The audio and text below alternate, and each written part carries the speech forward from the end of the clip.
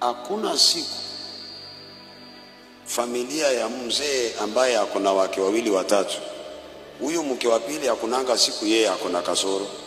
Yeye anasemanga yule mke wa kwanza familia yake inamroga, si ndio?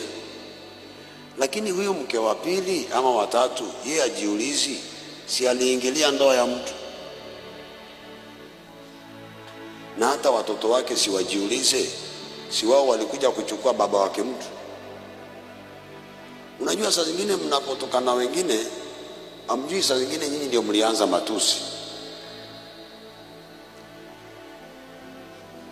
Saa hii mamake anaona yeye amerogwa na hao wa pili. Yeye kitambo achukue bwana wa mtu, si aliroga huyo mtu?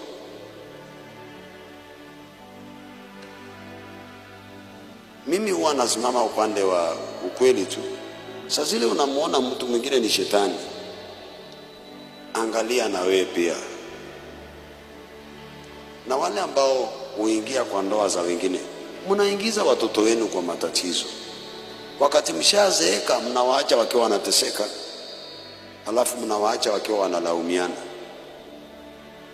Mtoto wangu, sikiliza. Si vyema tuone ile familia ya kwanza ikiwa mbaya. Mimi nitakuombea, lakini mjue hao huko ni kwao.